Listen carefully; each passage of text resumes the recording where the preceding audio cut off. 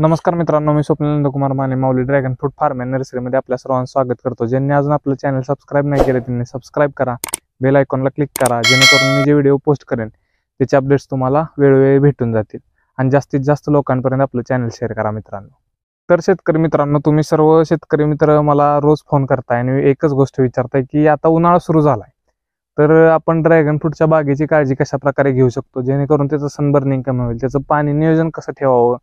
तर ह्या सगळ्या विषयावर सनबर्निंग कमी करण्यासाठी आपण कोणत्या कोणत्या उपाययोजना केल्या पाहिजेत याच्याबद्दल संपूर्ण माहिती देणारा हा व्हिडिओ असेल. तर व्हिडिओ शेवटपर्यंत बघा. तर आता आपण व्हिडिओला सुरुवात करूयात. तर शेतकरी मित्रांनो, आता सर्वप्रथम हे जाणून घेऊया की सनबर्निंगला सुरुवात केव्हा होती. तर जेव्हा तुमच्या हवेतील ह्युमिडिटी म्हणजे हवेतील आर्द्रताचं प्रमाण कमी होऊन वातावरणातील टेम्परेचरचं प्रमाण जेव्हा वाढतं, जेव्हा टेम्परेचर 30 डिग्रीच्या वरती जायला सुरुवात होते तुमचं, त्यानंतर सनबर्निंगला सुरुवात झालेली असते. पण त्याची तीव्रता कमी असते, त्यामुळे आपल्याला शक्यतो स्टार्टिंगला ते जाणवत नाही. आणि ही गोष्ट जवळपास 15 फेब्रुवारीपासून सुरू झालेली असते किंवा त्याच्या आधी पण काही काही ठिकाणी सनबर्निंगला सुरुवात झाली असते. तर काही शेतकरी मित्रांचं असं पण होतंय की त्यांना सनबर्निंग आणि फंगस मधला फरकच ओळखता येत नाहीये, त्यामुळे त्यांचं नुकसान जास्त होतं. आणि काय होतं, आपल्याला ते लगेच लक्षात नाही येण्यामुळे त्याची तीव्रता वाढत जाते, नंतर ते पुढच्या स्टेजला जातं आणि आपल्याला ते कंट्रोल करायला येत नाही. तर एक गोष्ट लक्षात घ्या शेतकरी मित्रांनो, जर सनबर्निंगचं प्रमाण जास्त झालं, म्हणजे आता समजा ह्या पानाला तुमच्या सनबर्निंग झाले, तर ह्या पानाचा माल ऑटोमॅटिकली कमी येणार, त्याच्यामुळे तुमच्या ॲव्हरेजवर खूप फरक पडतं. सनबर्निंग हे तुमच्या ॲव्हरेजवर सुद्धा ड्रॅगन फ्रूटचा फरक पाडू शकतं. जर तुमचं पान नसलं तर त्या पानाचा माल सुद्धा कमी येणार आहे. त्यामुळे सनबर्निंगकडे वेळेत लक्ष द्या. तर सनबर्निंग कसं होतं आता ते आपण बघूयात. म्हणजे सनबर्निंग केव्हा चालू होतं हे तर कळालं, आता ते ओळखायचं कसं की सनबर्निंग चालू झाले त्यात ते आपण बघूयात. तर आता सनबर्निंगला सुरुवात कधी होते हे तर कळालं, जे शक्यतो 10 फेब्रुवारीच्या पुढे सनबर्निंगला सुरुवात झालेली असते. तर शेतकरी मित्रांनो, आता ह्याच्यानंतर सनबर्निंग कशा प्रकारे होतं हे जाणून घेऊयात.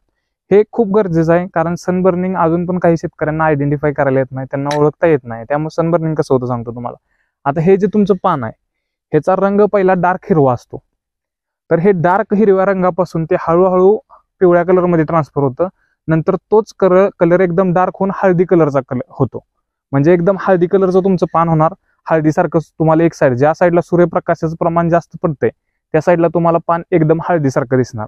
आता दक्षिण उत्तर जर बाग असेल तर थोडं सनबर्निंगचा त्रास थोडासा प्रमाणात एका साईडला कमी होतो, एका साईडला जास्त होतो. पण जर तुमची बाग पूर्व पश्चिम असेल तर तुम्हाला दोन्ही साईडला सनबर्निंगचं प्रमाण कॉन्स्टंट जाणवणार आहे. त्यामुळे ह्याच्याकडे लक्ष द्या.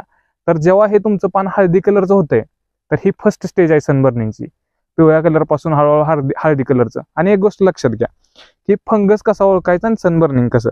तर फंगसचा विषय कसा असतो, फंगसचे असे स्पॉट येत जातात तुमच्या पानावर, ते पूर्ण पान असं इथून वरून खालीपर्यंत पिवळं फंगस न होत नाही, हे डायरेक्ट तुम्हाला स्पॉट येत जातात. कुठेतरी पान मध्येच सडणार आहे असं होतं फंगसनं, पण अखंड वरून खालीपर्यंत पान कधीच पिवळं पडत नाही फंगसनं. त्यामुळे ही गोष्टीची काळजी घ्या. फंगस आणि सनबर्निंग मधला फरक ओळखा, कारण ह्या स्टेजला जर आपण आयडेंटिफाय केला, सनबर्निंग ही फर्स्ट स्टेज आहे, जोपर्यंत ते पान हळदी कलर पर्यंत जातंय तोपर्यंत जर आयडेंटिफाय करून त्याची व्यवस्थित काळजी घेतली तर ते पान सडणार नाही, त्यात पाणी पकडणार नाही. म्हणजे ती तुमची सेकंड स्टेज झाली, त्याबद्दल पण बोलूयात. पण फर्स्ट स्टेज तर तुमच्या लक्षात आली सनबर्निंगची कशा प्रकारे होते. तर तेव्हाच तुमच्या उपाययोजना झाल्या पाहिजेत, तेव्हाच तुम्ही बागेची योग्य काळजी घ्यायला सुरुवात केली पाहिजे.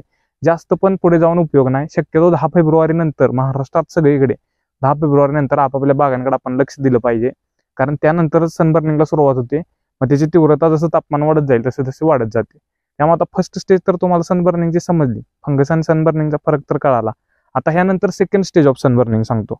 तर आता दुसऱ्या स्टेजमध्ये सनबर्निंगचं काय होतं की हेच पान आहे तुमचं, हे पान हळदी रंगावरून नंतर काय सुरुवात होती की ह्यात पाणी पकडायला सुरुवात होती. म्हणजे ह्या पानात पाण्याचा साठपा व्हायला चालू होतो, इथं पाणी साठायला चालू होतं. मग ते काय होतं, हे पान नासत जातं. आता ह्या पानाला कसा विषय आहे, हे मध्ये शिर आहे ह्याची, हे पान आहे पण ह्याची शिर मधून आहे. तर काय होणार, हे जे पान आहे पूर्ण ह्यात पाणी पकडणार, शिर व्यवस्थित राहणार तुमच्या पानाची, शिरला एवढं लगेच डॅमेज होत नाही, पण हे पान तुमचं पूर्ण खराब होऊन जाणार. ही सेकंड स्टेज आहे, पूर्ण खराब होणार, नासणार, मध्ये आधी तुमच्या पाणी पकडणार, असं तुमच्या पूर्ण झाडाला होणार.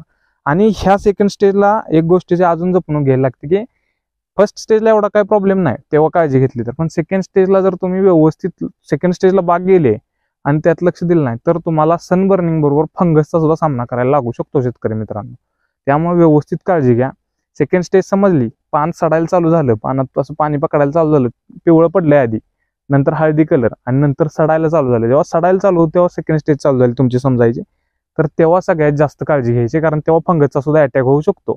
कारण पाणी पकडलं म्हणजे तिथं मॉइश्चर निर्माण झालं. मॉइश्चर निर्माण झालं की ऑटोमॅटिकली सनबर्निंग बरोबर फंगसचा सुद्धा अटॅक व्हायला सुरू होऊ शकतो.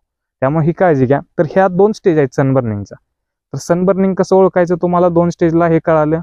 दुसरी स्टेज कशी, पहिली स्टेज कशी हे कळालं. तर शक्यतो पहिल्या स्टेजला कंट्रोल करा. आणि एकदा सांगतोय, दुसऱ्या स्टेजपर्यंत जाऊन देऊ नका. दुसऱ्या स्टेजला जातं कधी जातं, जेव्हा तुमचं तापमान 40च्या वर जायला चालू होईल तेव्हा दुसऱ्या स्टेजमध्ये रूपांतर व्हायला चालू होतं फर्स्ट स्टेजच्या सनबर्निंगच्या. त्यामुळे त्यावेळेस पण जरा काळजी घ्या. 45-46 जर तापमान असेल तर ते लयच हाईट झालं, म्हणजे त्या तापमानाला तुम्ही नैसर्गिकरित्या जरी भरपूर प्रमाणात जरी काळजी घेतली तरी 45च्या वर गेल्यावर सनबर्निंग जास्त प्रमाणात तुमच्या बागेवर दिसणारच आहे. त्यामुळे त्याला आपण काय करू शकत नाही 45च्या वरच्या तापमान, पण त्याच्या आत आपण कंट्रोल करू शकतो, तेवढा आपण कंट्रोल करायचं आहे. तर हे सनबर्निंग बद्दल तुम्हाला सांगितलं. आता ह्यानंतर सनबर्निंगवर आपण काय उपाययोजना करू शकतो ते बघूया. सनबर्निंग आपण कंट्रोल कोणत्या प्रकारे करू शकतो, तर सनबर्निंगला आपण 4 प्रकारे कंट्रोल करू शकतो. त्यातला पहिला प्रकार आहे एकतर शेडनेट, किंवा तुमचं एखादं आंतरपीक असेल त्याचं वरून आच्छादन झालंय किंवा वरून त्याची सावली आहे, जसं की पपई आहे समजा, किंवा तुमचा मका आहे ज्याच्यामुळे नवीन बागेला किंवा जुन्या बागेला जरा सावली होते, थंडावा टिकून राहतोय. तर हे पहिली पद्धत झाली. याच्यानंतर दुसरी पद्धत आहे सिलिकॉन पावडर, जी आता तुम्हाला बाग थोडीफार पांढरी दिसते आपली, ती सिलिकॉनचा स्प्रे आहे, त्याबद्दल पण सांगतो. तर दुसरी गोष्ट आहे सिलिकॉन मारून. आणि तिसरी गोष्ट आहे ती म्हणजे एकतर वॉटर मॅनेजमेंट तुम्ही योग्य प्रकारे करू शकता, पाण्याचं नियोजन योग्य प्रकारे करू शकता, ज्याच्यामुळे तुमचं सनबर्निंग थांबू शकतंय. नाहीतर चौथा प्रकार आहे तो म्हणजे एकतर तुम्ही मल्चिंग टाकणे तुमच्या बागेला, किंवा पाचटीचं मल्चिंग केलं असेल, एखाद्या पाल्याचं किंवा एखाद्या भुस्स्याचं मल्चिंग केलं असेल तुमच्या जमिनीला, तर त्याने सुद्धा तुमचं जमिनीचं टेम्परेचर खाली येऊन सनबर्निंग थांबू शकते. तर हे 4 प्रकार आहेत. हे 1 बाय 1 आता आपण बघूया. ह्या 4 प्रकारे तुम्ही सनबर्निंग थांबवू शकता. तर आता त्यातला पहिला प्रकार म्हणजे शेडनेट किंवा आंतरपीक लावणे. तर आता आंतरपीक लावायचं तर कोणतं लावायचं, तर तुम्ही पपई जर 4-5 महिने आधी लावली असेल तुमच्या बागेत, तर ती आता जवळपास तुमच्या प्लेटच्या वर गेली असेल, किंवा तुमची ट्रेलिस बाग असेल, ट्रेलिस बागेत शक्यतो आंतरपीक मध्ये एवढं मोठं पपई सारखं घेता येऊ शकत नाही, कारण त्यात तुम्हाला ट्रॅक्टर वगैरे फिरवायचा असतो. पण नवीन जर बाग असेल तर तुम्ही घेऊ शकता पहिल्या वर्षाची पपई वगैरे, त्याची सुद्धा तुम्हाला योग्य प्रकारे वर सावली होऊन जाईल. नाहीतर मग दुसरी गोष्ट की समजा तुम्ही मका लावलाय, नवीन बाग आहे तुमची, तुम्ही मका लावलाय, 2 साईडला लावायचा मका, ह्या साईडला आणि त्या साईडला, बेडच्या दोन्ही साईड लावल्यामुळे मध्ये सावली राहते, झाडाला तुमचं प्रोटेक्शन होतं त्याचं. तर ही 2 आंतरपिकं तुम्ही घेऊ शकता सावलीसाठी, किंवा ज्वारी सुद्धा तुम्ही लावू शकता. तर तुमच्या ह्याच्यावर आहे तुम्ही काय लावताय. मग हे तुम्ही आंतरपीक लावू शकता, त्याने तुमची सावली होईल. ही नैसर्गिकरित्या तुमची सावली झाली किंवा आच्छादन झालं. ह्यानंतर आता आपण शेडनेट वापरतो. तर शेडनेटचं तुम्हाला जवळपास एकराला 1 लाख रुपयेपर्यंत खर्च येऊ शकतो पूर्ण सगळं स्ट्रक्चर उभा करायला. 1 लाख ते 1.25 लाखाच्या दरम्यान पूर्ण स्ट्रक्चर जातं एकराचं. पण शेडनेट घेताना कधी पण 75% खालचं शेडनेट वापरू नका शेतकरी मित्रांनो. वारा झाला, वादळी वारा झाला, किंवा समजा गारांचा वगैरे पाऊस झाला, गारांच्या पावसाला कुठलीच नेट टिकणार नाही शक्यतो मोठ्या गारा असल्या तर. पण वाऱ्याला 75% नेट चांगल्या प्रकारे टिकू शकते. सहसा ती नेट फाटत नाही. 50%, 60% वाली जर घेतली तुम्ही, 50% वाली घेतली तर काय होतं त्यानं की ते फाटते, नेट असते ती पातळ, त्यामुळं ती वाऱ्याच्या झोकानं वगैरे फाटून जाते. तशी 75%ची लगेच फाटत नाही, आणि त्याच्यापेक्षा चांगली 90%ची. पण आपल्याला 95% 90%ची गरज नाही, कारण आपल्याला थोडं सूर्यप्रकाश थोड्या प्रमाणात तर झाडावर आला पाहिजे, पूर्णच नाही येऊन आपल्याला थोडा बहारावर परत आणि त्याचा प्रॉब्लेम यायला नको.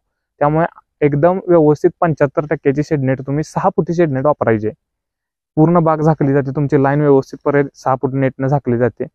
त्यामुळं ही काळजी घ्या. तर हे नेट तुम्ही वापरू शकता, ही आंतरपिकं तुम्ही घेऊ शकता. तर आता सनबर्निंग थांबवण्याची पहिली पद्धत तर कळाली, वरून आच्छादन करणे किंवा शेडनेट टाकणे.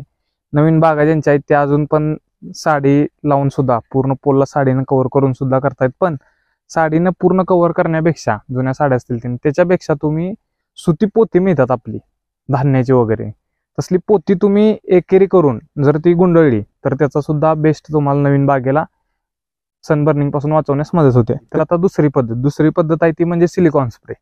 सिलिकॉन स्प्रेने आपण सनबर्निंग थांबवू शकतो. तर बऱ्याच शेतकरी मित्रांच्या मनात प्रश्न निर्माण होतोय की आता आपण सिलिकॉन वापरायचे तर वापरायचे कोणत्या कंपनीचे वापरायचे. तर मित्रांनो, हे जे सिलिकॉन आपण वापरतोय हे आपण आपल्या ड्रॅगन फ्रूटसाठी खास तयार करून घेतलंय. आपण ह्याच्या आधी ट्रायल घेतले 3 वर्ष पाठीमागं, मग ते आपण तयार करून घेतलेलं आहे. ग्रेड 2चं सिलिकॉन आहे ते तुम्हाला सगळीकडे अवेलेबल होईलच असं नाही. जर नाही अवेलेबल झालं तरी तुम्ही माझ्याशी कॉन्टॅक्ट करा, मी तुम्हाला अवेलेबल करून देतो. आपल्या इथे ते मिळतंय. 90 रुपयेच्या आसपास किलोचा रेट आहे त्याचा. ते आपल्या इथे मिळून जाते. तर हे तुम्ही सिलिकॉनचा वापर करू शकता. तर सिलिकॉन काय काम करतं तुम्हाला सांगतो. सिलिकॉन म्हणजे नेमकं काय होतं. सिलिकॉन एक अन्नद्रव्याचं काम पिकासाठी करतं, हे आपल्याला पहिल्यापासून माहित आहे. तर सिलिकॉनचं काय होतं, आता हे सिलिकॉन मारलंय आपण, तुम्ही आपल्या बागेवर बघू शकता. तुम्हाला जर थोड्या प्रमाणात बाग वाईट दिसत असेल तर आपण हे 200 लिटरला 10 किलो घेऊन प्रमाण स्प्रे केला ह्याचा. पण जर टेम्परेचर, आता आपल्या इथं टेम्परेचर 27-28 डिग्री आहे शेतकरी मित्रांनो, त्यामुळे आपल्याला जास्त अजून सनबर्निंगचा त्रास जाणवत नाही. पण काही ठिकाणी टेम्परेचर 34-35 असेल तर तिथं तीव्रता जास्त असणार. त्यामुळे तिथं स्प्रे घेताना 200 लिटरला 20 किलो पावडर घेऊन स्प्रे घ्यायला लागणार. त्याने चांगलं कोटिंग होणार आणि त्याने तुमचं सनबर्निंग थांबणार आहे. तर सिलिकॉन आता मेन काम काय करतं तुम्हाला सांगतो. एक गोष्ट लक्षात घ्या शेतकरी मित्रांनो, आता आपण असू दे किंवा झाड असू दे, आपण जेवढा डार्क रंगाचा शर्ट उन्हाळ्यात घालू किंवा डार्क रंगाचे कपडे उन्हाळ्यात घालू तेवढा आपल्याला उन्हाचा त्रास जास्त होणार आहे. जेवढा आपण फेंट रंगाचा कपडे घालेल उन्हाळ्यात तेवढा आपल्याला उन्हाचा त्रास कमी होणार आहे. आणि त्याने काय होतं, तर तुमच्या झाडाचं पण तसंच आहे. झाडं जेवढं डार्क असणार, जेवढी पानं जून असणार तेवढा त्याच्यावर उन्हाचा त्रास जास्त होणार. जेवढं तुम्ही पानाला फेंट करणार, आता तुम्ही एक गोष्ट नोटीस करा की तुमची कवळी पानं आहेत ती शक्यतो सनबर्निंगनं जळत नाहीत, जळतात तुमची जून झालेली पानं. का तर दोन्हीच्या कलरमध्ये बराचसा फरक असतो. जे जून झालेली आहे ती डार्क ग्रीन असतात आणि जी कवळी आहेत ती पोपटी कलरची पानं असतात. त्यामुळे हा फरक घ्या. मग सिलिकॉन काय करतं, तर सिलिकॉन ह्या पानावर पांढऱ्या रंगाचं कोटिंग करायचं काम करतं. ज्याने काय होतं की तुमचं टेम्परेचर आता 35-36 असेल तर 3 ते 4 डिग्री झाडाला तुमच्या कमी जाणवतं. ते पांढरं कोटिंग केल्यामुळे झाड सूर्यप्रकाश जास्त प्रमाणात आत घेऊ शकत नाही. त्याच्यामुळे उन्हाची तीव्रता त्याला जास्त जाणवणार नाही. त्याचं सनबर्निंग ऑटोमॅटिकली कमी येणार आहे. माणसाचं असू दे किंवा झाडाचं, दोन्ही पण सारखंच आहे. तर ही गोष्ट आहे सिलिकॉनची. आता हे सिलिकॉन कसं आहे, सिलिकॉन वापरायचं काही शेतकऱ्यांना अजून पण मनात संभ्रम आहे की सिलिकॉन वापरावं का चायना क्ले वापरावं. तर सिलिकॉन एक अन्नद्रव्याचं काम करतं शेतकरी मित्रांनो. सिलिकॉननं तुमच्या पानाची रुंदी वाढवण्याचं काम करतं, तुमच्या पानाची चकाकी वाढते. नंतर काय होतं, आपलं जेव्हा बहार चालू होतो, सनबर्निंग संपतं बहार चालू होतो, तेव्हा सिलिकॉन लय बेनिफिट देतं आपल्या बहाराला, कारण ते एक अन्नद्रव्याचं काम सिलिकॉन करतं. तसं चायना क्लेचा काय विषय, चायना क्ले तुमचं सनबर्निंग थांबवेल पण त्याचा झाडाला जास्त मेजर असा अन्नद्रव्याच्या दृष्टीने, मायक्रोन्यूट्रिएंटच्या दृष्टीने कोणताही त्याला बेनिफिट मिळणार नाही तुम्हाला चायना क्लेचा. आणि सिलिकॉनमुळे फंगसचं प्रमाण सुद्धा कमी येतं झाडावरचं, कारण झाड पूर्ण ड्राय होऊन जातं, कोरडं होऊन जातं. त्याच्यामुळे सिलिकॉन सगळ्याच गोष्टी दृष्टिकोनातून बेस्ट आहे झाडासाठी. तर हे झालं आपल्या बागेचं. तर आता आपण नवीन बागेला, बऱ्याच शेतकरी मित्रांना अजून एक प्रश्न आहे की नवीन बागेला सिलिकॉन चालेल का. तर शेतकरी मित्रांनो, आपण स्वतः आपल्या बागेवर आधी ट्रायल घेतो, नंतरच तुम्हाला सगळ्या गोष्टी सांगतो. आपल्याला त्याचे रिझल्ट आल्याशिवाय आपण कोणाला त्याच्याबद्दल सांगत नाही. तर आपण नवीन बागेला सुद्धा आपल्या स्प्रे केलाय सिलिकॉनचा, त्याचा मी व्हिडिओ टाकतो आता, तो तुम्ही बघा. हे आपण आपल्या नवीन बागेला सुद्धा सिलिकॉनचं कोटिंग व्हाईट कलरचं दिलेलं आहे. तुम्ही जसं की बघू शकता, हे पपई आहे आपला आंतरपीक मध्ये. तर असं आपण दिलेलं आहे. आपल्या नवीन बागेला सुद्धा आपण सिलिकॉनचा स्प्रे घेतलेला आहे. तुम्ही बघू शकता पूर्ण वरून ते पूर्ण खालीपर्यंत आपण स्प्रे घेतलाय. त्याचा पूर्ण खालच्या खोडावर सुद्धा सिलिकॉनच्या स्प्रेनं पूर्णपणे प्रोटेक्ट करून घेतलेला आहे. हे अशा प्रकारे आपण पूर्ण कोटिंग केले, तुम्ही बघू शकता.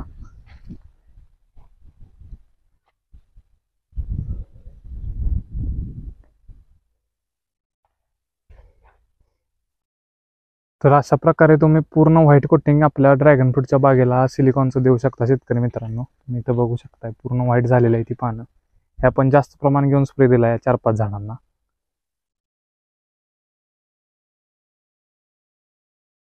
असं पूर्ण व्हाईट होऊ शकतं झाड तुमचं. त्या नवीन बागेला स्प्रे केलेलं बघितलं. तर सिलिकॉन स्प्रे करताना एक काळजी घ्यायची की सिलिकॉन स्प्रे त्याच्याबरोबर कोणतंच कीटकनाशक वगैरे घ्यायचं नाही. एखादं बुरशीनाशक साप सारखं तुम्ही हलका एकदम घेऊ शकता. साप असू दे, M45 असू दे, जास्त हेवी पण बुरशीनाशक घ्यायची गरज नाही.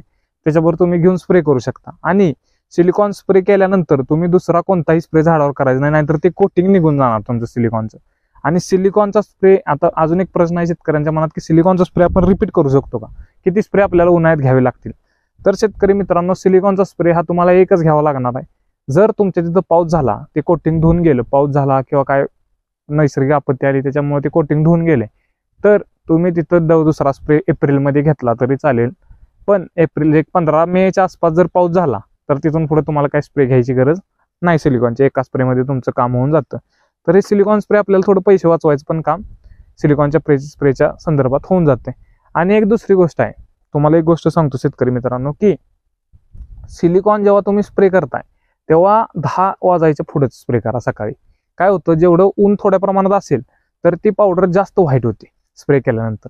त्यामुळे थोडंसं ऊन असताना स्प्रे त्याचा घ्या झाडावर. 10 नंतर स्प्रे घ्या. सकाळी शक्यतो लय लवकर स्प्रे घेऊ नका. थोड्या प्रमाणात दव अजून पण आहे, त्यामुळे स्प्रे घेताना हा 10 नंतरच सिलिकॉनचा स्प्रे घ्या, 10च्या आसपासच स्प्रे घ्या. तर ही काळजी घ्या. हे झालं सिलिकॉन स्प्रे बद्दल. आता ह्यानंतर वॉटर मॅनेजमेंट, ही तिसरी पद्धत आहे आपली सनबर्निंग थांबवण्याची, ती म्हणजे वॉटर मॅनेजमेंट. तर वॉटर मॅनेजमेंट आपण कशा प्रकारे करू शकतो, तर ह्याच्या आधी मी माझ्या व्हिडिओमध्ये तुम्हाला पाणी नियोजन कसं करायचं डिटेलमध्ये त्याच्याबद्दल तुम्हाला मी माहिती दिली आहे. तरी पण तुम्हाला जर अजून वाटत असेल तर तो व्हिडिओ एकदा जाऊन बघा तुम्ही. गेल्या वर्षीच काढलेला आहे आपण सनबर्निंग, सारखं तेच सांगत नाही, तरी पण सांगतो. जर तुमची जमीन मुरमाड जमीन असेल तर तुम्ही 10 दिवसातून एकदा आता पाणी दिलं तरी चालेल. 1-2 तास 10 दिवसातून एकदा तुम्ही पाणी दिलं तरी चालेल. तुमची जमीन चुनखडीची असेल तर तुम्ही 10, 11, 12 दिवसांनी जरी तुम्ही 1-2 तास पाणी दिलं तरी चालते. चुनखडी जमिनीत जास्त पाणी द्यायची गरज नाही. आणि जर तुमची जमीन काळी असेल तर एक गोष्ट लक्षात घ्या शेतकरी मित्रांनो, मुरमाड जमिनीत आणि काळ्या जमिनीत जमीन आसमानाचा फरक असतो. दोन्ही जमिनीची पाणी धरून ठेवण्याची कपॅसिटी वेगवेगळी आहे. त्यामुळे काळी जमीन असेल तर तुम्ही 14-15 दिवसातून एकदाच 1-2 तास पाणी द्या. ते पण कधीपर्यंत, तुमच्या 15 मार्चपर्यंत. त्यानंतर अजून ह्यात 2-2 दिवस जरी तुम्ही वाढवले, 2-3 दिवस जरी वाढवले तरी चालतील, काही एवढा प्रॉब्लेम येणार नाही. नवीन बागांना सुद्धा शक्यतो जास्त प्रमाणात पाणी देऊ नका, त्यांना पण सनबर्निंगचा त्रास जाणवू शकतो. त्यामुळे पाणी ह्या प्रकारे चालवा तुमचं तिन्ही जमिनींमध्ये. आता वॉटर मॅनेजमेंट काय आलं. आता ह्यानंतर चौथी पद्धत आहे ती म्हणजे मल्चिंगची. तर मल्चिंग कोणकोणतं करावं त्याबद्दल सांगतो. तर मल्चिंग करताना एकतर तुम्ही पाचटीचं मल्चिंग करा, एखाद्या पाल्याचं मल्चिंग करा, अशा गोष्टींचं मल्चिंग करा. शक्यतो नैसर्गिक गोष्टींचं मल्चिंग केलं तरच बेस्ट होईल. काय होईल, कागदाचं जर मल्चिंग तुम्ही वापरलं तर उन्हाळ्यात तुम्ही त्याच्या खालून जर हात फिरवून बघा, त्या कागदाच्या होलापासून जरा आजूबाजूला गोल, तुम्हाला थोड्याशा प्रमाणात ही वाफ जाणवते, गरम वाफ त्याच्या खाली. त्यामुळे ती वाफ मुळ्यांना थोडासा प्रॉब्लेम देऊ शकतात. त्यामुळे कागदाचं मल्चिंग वापरण्यापेक्षा नैसर्गिक मल्चिंग तुमचं पाल्याचं असू दे, पाचटीचं असू दे, भुश्याचं असू दे, ते तुम्ही वापरू शकता. अनेक प्रश्न ह्या शेतकरी मित्रांच्या मनात येतोय की मल्चिंग आता आम्ही जर केले बागेला तर ड्रिपच्या आमच्या ज्या पाईप आहेत त्या मल्चिंगच्या वर ठेवू दे का खाली ठेवू दे. तर मल्चिंगच्या वर ठेवलं तर पाणी पुरेसं झाडाच्या मुळांपर्यंत पोहोचणार नाही, कारण मल्चिंग असणार आहे. त्यामुळे शक्यतो पाईप मल्चिंगच्या खाली घ्या, त्याच्या वर पाचटीचं वगैरे मल्चिंग करा, जेणेकरून जमीन पाणी जास्त दिवस पकडून ठेवल, ओलावा जास्त दिवस टिकून राहील कमी प्रमाणात, आणि पाणी जास्त तुम्हाला द्यायला लागणार नाही. त्यामुळे मल्चिंगच्या खालून तुम्ही ड्रिपच्या पाईप वापरा, वर घेऊ नका. तर हे झाल्या 4 पद्धती तुम्ही सनबर्निंग थांबवायच्या. आता ह्यानंतर आणि कोणत्या पद्धतीने तुम्ही सनबर्निंगची काळजी घेऊ शकता. सनबर्निंगच्या टायमिंगला काय करायचं, एक तर शेतकरी मित्रांनो तुमची नवीन बाग असेल तर तिची तुम्ही छाटणी घेतली उन्हाळ्यात तर चालते. म्हणजे छाटणी पण काय घ्यायची, तुम्हाला प्लेटच्या खालच्या ज्या फांद्या आहेत एक्स्ट्रा आलेल्या त्या तुम्ही छाटल्या तरी चालतात. पण जर तुमची बाग जुनी असेल तर शक्यतो खालची छाटणी सुद्धा उन्हाळ्यात अवॉइड करा. थोड्या प्रमाणात पान आलेले असून दे, कारण त्याच्यावर नंतर खाली सुद्धा थोड्या प्रमाणात फळे लागतात, असा काही प्रॉब्लेम मेजर नाही त्याचा. ते पान तुम्ही जर असं वर घेऊन जरी बांधलं झाडाच्या एखाद्या फांदीला तरी चालेल. पण शक्यतो उन्हाळ्यात छाटणीचा लय हे करू नका, कारण कसं होतंय आधीच झाडावर असतो ताण आपल्या उन्हामुळे, आणि त्यात आपण ताण द्यायला नको आपल्या पद्धतीने. त्यामुळे ती काळजी घ्या आणि जखमा करू नका झाडाला. आणि दुसरी गोष्ट, उन्हाळ्यात तुम्ही तणनाशकाचा वापर बागेत करू नका. आधीच आपलं झाड सुस्त अवस्थेत असतंय उन्हाळ्याचं, जास्त त्याला फुटवा होत नाही किंवा काय नाही, त्याची ग्रोथ जास्त प्रमाणात चालत नाही, ते टोटली गर्भधारणेच्या दृष्टीने वाटचाल त्या झाडाची असते. त्यामुळे त्यावेळेस तुम्ही तणनाशकाचा वगैरे स्प्रे करू नका, त्याच्यामुळे झाडावर तुमचं स्कॉर्चिंग येऊ शकतं. आणि सिस्टेमिक तणनाशक जे आहेत, सिस्टेमिक हार्बिसाइड जे आहेत, त्यांचा 100% ड्रॅगन फ्रूटला थोड्या प्रमाणात त्रास हा होतो. कॉन्टॅक्टचा एवढा त्रास होत नाही, कारण जिथं थोडंसं उडलं तरी तेवढंच पान जाईल, झाडा सिस्टीम मध्ये जात नाही. पण सिस्टेमिक म्हणजे हार्बिसाइड जे असतील त्याचा तुमच्या ड्रॅगन फ्रूटला थोड्या प्रमाणात त्रास होतो. त्यामुळे शक्यतो तणनाशक अवॉइड करा उन्हाळ्यात. खुरपणीचाच पर्याय निवडा, कारण बहारावर नंतर येत असते बाग, खुरपणीचा थोड्या प्रमाणात त्याला पण फायदा होऊ शकतो. तर ह्या पद्धती वापरा. ह्या प्रकारे तुमच्या बागेची उन्हाळ्यात काळजी घ्या शेतकरी मित्रांनो. ह्याच्या व्यतिरिक्त जास्त काय करायचं नादाला तुम्ही लागू नका. कसं होतंय, आपण जास्त जरी काय करायला गेलो तरी आपल्याला त्याचा बेनिफिट सुद्धा मिळू शकतो आणि तोटा सुद्धा होऊ शकतो. त्यामुळे जास्त पण काय करायला जाऊ नका. नॉर्मली ह्या गोष्टी त्याची काळजी घ्या व्यवस्थितरित्या. आणि ज्याच्या ठिकाणी पाटपाणी ज्याला द्यायला सवलतीच आहे, जो पाटपाणी अवेलेबल आहे, तर माझ्या बागेत कसं मी मध्ये पाट करून घेतलाय, जेणेकरून 15-20 दिवसात एकदा जरी मी पाटपाणी फिरवलं तर बागेत टेम्परेचर खाली येईल. तर असं ज्यांना पाट अवेलेबल असेल, पण लांब मुळांच्या जवळ पाट असेल तर सोडू नका. जर लांब असेल पाट, असा सेंटरला वगैरे असेल तर तुम्ही पाटपाणी दिलं 20 दिवसात एकदा तरी चालते उन्हाळा होईपर्यंत. तर अशा प्रकारे तुम्ही ह्या गोष्टी करू शकता सनबर्निंग थांबवण्यासाठी. तर मित्रांनो, आता माझ्या व्हिडिओमधून मी तुम्हाला बरीचशीच माहिती देण्याचा प्रयत्न केलाय सनबर्निंग बद्दल. ह्याच्या व्यतिरिक्त आणि काही तुमच्या समस्या आल्या तर संध्याकाळी 5 नंतर 6 नंतर तुम्ही मला कॉल करा आपण कॉलवर बोलू, त्याबद्दल तुमच्या काही समस्या असतील त्या सोडवण्याचा प्रयत्न आपण करू. वेगवेगळ्या ठिकाणी वेगवेगळं वातावरण आहे, वेगवेगळं तापमान आहे, त्यामुळे काही शेतकऱ्यांना ह्याच्या पुढे जाऊन सुद्धा काही समस्या येतात. तर त्यांनी मला कॉल करा, आपण आणि त्याच्यावर काय करता येते का ते बघूयात. तर व्हिडिओ आवडला असेल तर जास्तीत जास्त लोकांपर्यंत आपला व्हिडिओ शेअर करा, जास्तीत जास्त शेतकऱ्यांपर्यंत आपला व्हिडिओ पोहोचवा. धन्यवाद.